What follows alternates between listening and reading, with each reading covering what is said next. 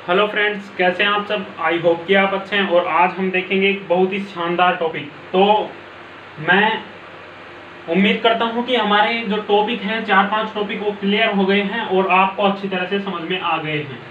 और आज जो टॉपिक स्टार्ट करेंगे वो बहुत अच्छा टॉपिक है। उसका नाम, टॉपिक का नाम होगा, कल हमने किया था बैंड सिद्धांत के आधार पर चालक, अचालक एवं कुचालक, इनके बारे में देखा था। तो आज भी हम उनसे ही संबंधित करेंगे, परंतु जो अचालक होते हैं उनके बारे में आज हम देखेंगे।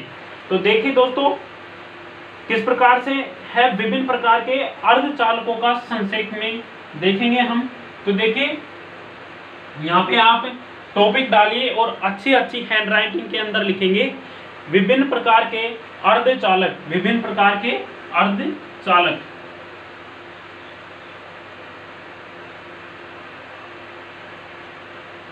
विभिन्न प्रकार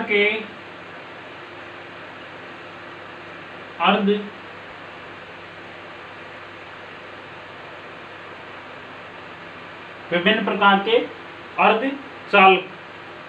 तो इनके बारे में हम देखेंगे कि कौन कौन से अर्धचालक हैं जिनके अंदर विद्युत धारा प्रवाहित नहीं होती है और किस प्रकार से उनके अंदर विद्युत धारा। अर्धचालक नाम के अंदर बोल रहा है अर्धचालक अर्थात आधा चालन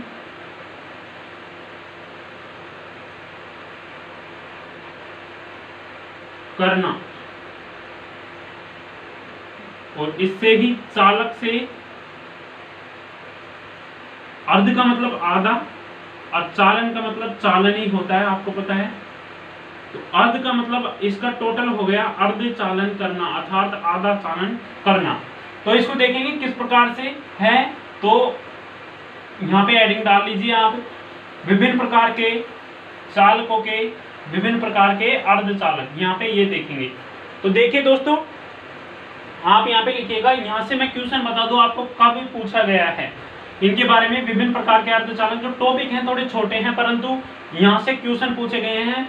इस क्वेश्चन को 2018, 15, 13 और 12, 2018 के अंदर यहाँ से क्वेश्चन आया है। 2018, 13, 15 और 12 यहाँ से क्वेश्चन पूछा गया है। चाहे से आप पेपर उठाकर देख सकते हैं, पिछले जो पेपर हैं उनको उठा के देख सकते हैं, यहाँ से क्वेश्चन आया है। तो देखिए दोस्तों, इसलिए इस टॉपिक को मैं आपको करवा रहा हूँ। और एक बात तो मैंने आपसे बोल दी है कि आप मेरे साथ पढ़ रहे हैं तो कोई टेंशन लेने की आपको जरूरत नहीं है। बहुत अच्छे टॉपिक करवा रहा हूँ जो आपके आएंगे, 100% आएंगे इन टॉपिकों के अंदर से। तो देखिए, जो इसके बारे में लिखेंगे आगे, पहले इसको थोड़ी सी डायरेक्शन के द्वारा लिख लेते हैं, फिर बाद में इसको समझेंगे। तो लिखेंगे कि अर्धचालकों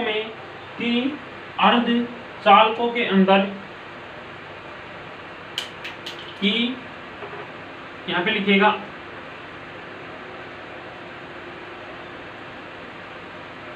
की को रहने दे, अर्धचालकों में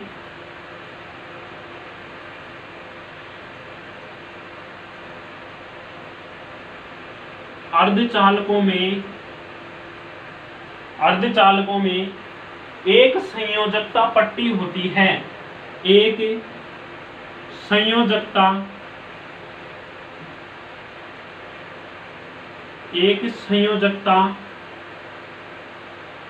पट्टी होती है। अर्धचालक के अंदर एक संयोजकता पट्टी होती है। संयोजकता पट्टी को हम किस प्रकार से बनाएंगे, चित्र के अंदर संयोजकता पट्टी जो होती है इस प्रकार से होती है। इस प्रकार से संयोजकता पट्टी होती है। इसको हम मान सकते हैं क्या, संयोजकता पट्टी। चित्र नहीं बनाएंगे आप, आपको सिर्फ लिखना है, मैं बता रहा हूं।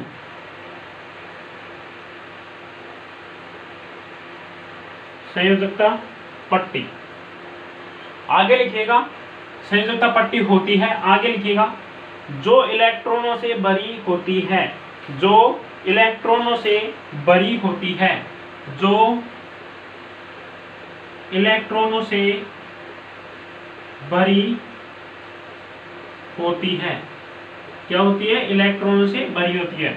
अब इसके अंदर हम इलेक्ट्रॉन भर सकते हैं, इसके अंदर हम इलेक्ट्रॉन भर देंगे। इस प्रकार से। ये क्या है? ये अर्धचालक पट्टी है जो कि इलेक्ट्रॉनों से भरी होती है, इलेक्ट्रॉनों से भरी होती है।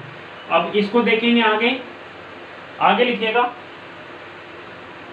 और दूसरी चालकता पट्टी है, और दूसरी जो है क्या है? चालकता पट्टी है। चालकता पट्टी को हम इस प्रकार से देख सकते हैं।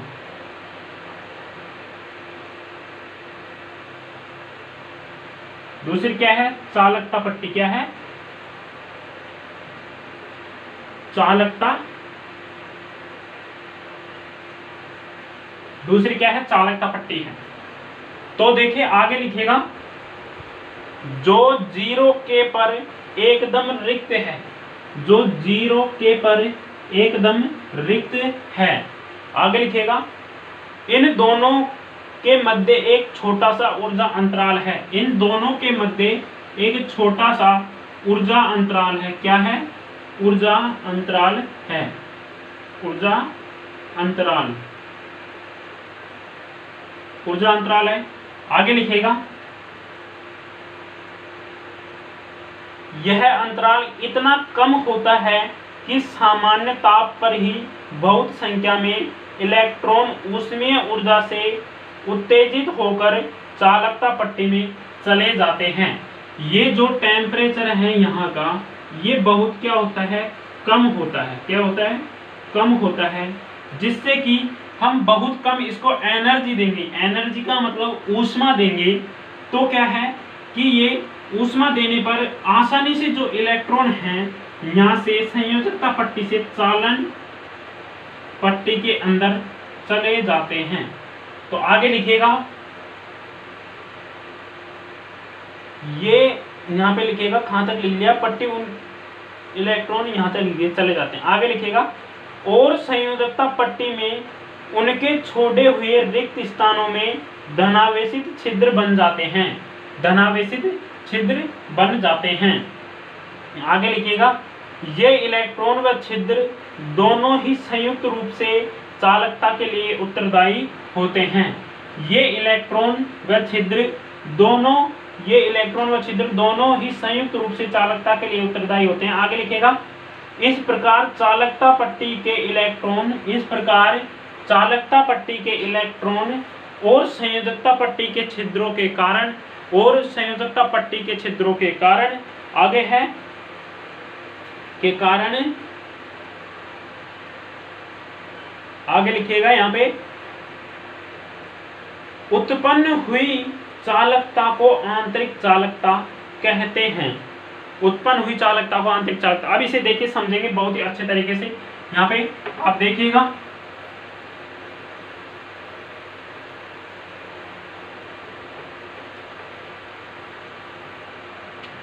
पहले तो ये देखिए, चित्र आप चाहे से रहने दीजिए, बाद में बना लेंगे। पहले आपको समझा देता हूं। एक क्या होती है? संयोजकता पट्टी होती है। क्या होती है? संयोजकता पट्टी होती है, जो मैंने आपको पहले भी बता दिया। अच्छी तरह से समझना, ध्यान देना। एक संयोजकता पट्टी होती है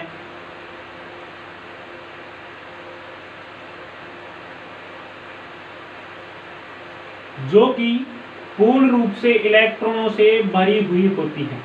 इसके अंदर इलेक्ट्रॉनों से पूर्ण रूप से ये भरी हुई होती है। क्या होती है? इलेक्ट्रॉनों से पूर्ण रूप से भरी हुई होती है। इसका नाम हम यहाँ पे लिख देंगे संयोजकता पट्टी।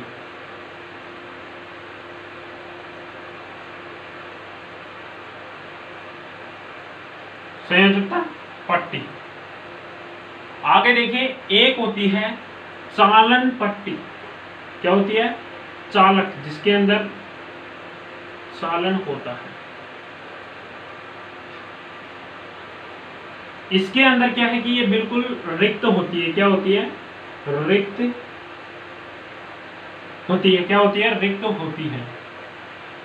आगे देखिएगा, अब यहाँ पे जो इनके बीच के अंदर, अब इनके जो मध्य जो गैप है वो बहुत कम होता है।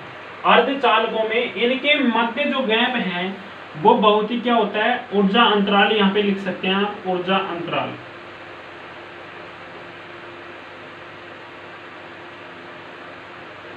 ऊर्जा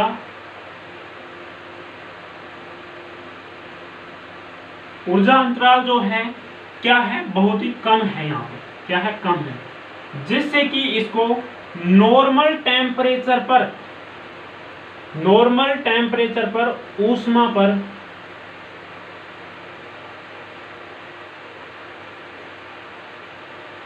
कम ऊष्मा किसे देंगे, इसे कम ऊष्मा पर, समझेगा, लिखना नहीं है, कम ऊष्मा पर इसके जो इलेक्ट्रॉन हैं वो क्या हो जाते हैं, यहां से चालक पट्टी के अंदर चले जाते हैं।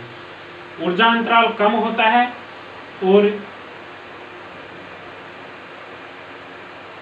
इनके इलेक्ट्रॉन आसानी से नॉर्मल टेम्परेचर पे यहाँ पे चले जाते हैं।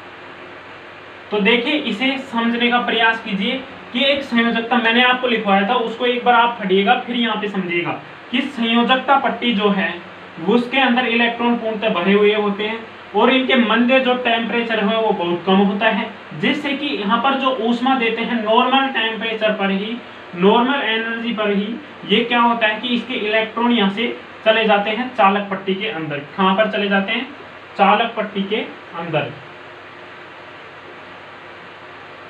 चालक पट्टी के अंदर चले जाते हैं। और जो ये इलेक्ट्रॉन होते हैं यहाँ से ये जगह छोड़ते हैं, तो ये जगह जो होती है यहाँ पर रिक्त स्थान हो जाते हैं। क्या होता है, रिक्त स्थान हो जाते हैं।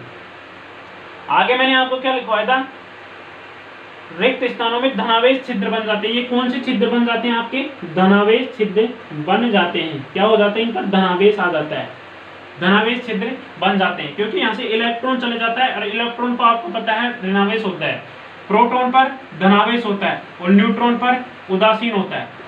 एक बात बता दूं और थोड़ी सी नॉर्मल जानकारी की, इलेक्ट्रॉन की खोज किसने की थी, जे थॉमसन ने की थी। किसने, जे थॉमसन ने की थी। इलेक्ट्रॉन खोज जे थॉमसन ने की थी। प्रोटॉन की खोज किसने की थी, गोल्डस्टीन ने की थी। किसने, गोल्डस्टीन ने की थी, गोल्डस्टीन ने की थी। और जो न्यूट्रॉन है इसकी खोज की थी चैडविक ने, जेम्स चैडविक ने की थी। तो थोड़ी सी नॉर्मल जानकारी आपको होनी चाहिए। आप बीएससी कर रहे हैं, कोई भी पूछ सकता है आपसे कि इलेक्ट्रॉन की खोज किसने की, प्रोटॉन की खोज किसने की और न्यूट्रॉन की खोज किसने की। इलेक्ट्रॉन पर कौन सा आवेश होता है, प्रोटॉन पर कौन सा आवेश होता है और न्यूट्रॉन पर कौन सा आवेश होता है। तो आपको पता है इस पर ऋणावेश होता है, इलेक्ट्रॉन पर, प्रोटॉन पर धनावेश होता है और न्यूट्रॉन पर क्या होता है, इस पर कोई आवेश नहीं होता है, उदासीन होता है। और इनकी खोज, इलेक्ट्रॉन की खोज जे थॉमसन ने, प्रोटॉन की खोज किसने की, गोल्डस्टीन ने और इसकी चैडविक ने की थी। तो इस प्रकार से है अर्धचालक। इस अर्धचालक की परिभाषा आप समझ गए होंगे कि उम्मीद करता हूं कि जो चालन पट्टी है इसके अंदर ये अर्धचालक अर्थात इसके अंदर अर्धचालक होता है। क्यों हो रहा है, क्योंकि टेम्परेचर बहुत कम देने पर ही इसके अंदर ऊर्जा अंतराल कम है। मेन मुख्य बात है ऊर्जा अंतराल कम है। यदि हम अधिक कर देंगे तो इलेक्ट्रॉन नहीं जाएंगे, संयोजकता पट्टी के अंदर से इलेक्ट्रॉन नहीं जाएंगे। यदि हम इनका ऊर्जा अंतराल बढ़ा देंगे, 67 इलेक्ट्रॉन वोल्ट मतलब कर देंगे तो नहीं जा सकते हैं इलेक्ट्रॉन। तो इसलिए ये हो गया। आगे देखिएगा, किसी अर्धचालक में अशुद्धियों की उपस्थिति से भी चालकता में वृद्धि होती है। लिखिएगा आगे, किसी अर्धचालक में अशुद्धियों की उपस्थिति से भी चालकता में वृद्धि होती है। इस चालकता को बाह्य चालकता कहते हैं। यह दो प्रकार की होती है। बाह्य चालकता जो है इसे दो प्रकार की होती है। तो ये समझ में आ गया होगा आपके, बाह्य चालकता कितने प्रकार की होती है, दो प्रकार की होती है। बाह्य चालकता कितने प्रकार की होती है, दो प्रकार की होती है। तो आप देखिएगा बाह्य चालकता जो है किस प्रकार से होती है, दो प्रकार की होती है बाह्य चालकता।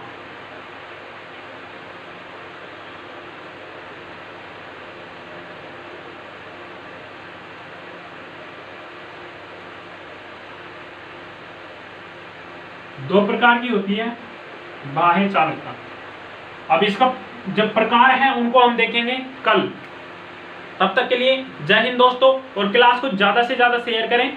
और अभी क्या है कि मैं थोड़ा आपको सभी सब्जेक्ट के टीचर आपको लगा दिए जाएंगे। अभी थोड़ा आप वेट कीजिए, तब तक आपके इनऑर्गेनिक केमिस्ट्री क्लियर होने पर आपको ऑर्गेनिक केमिस्ट्री और फिजिकल केमिस्ट्री में आपको स्टार्ट कर दूंगा, मैं पढ़ा दूंगा केमिस्ट्री आपको।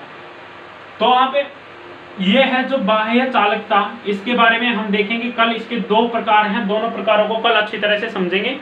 और जय हिंद दोस्तों, धन्यवाद। लाइक जरूर करें। जय हिंद।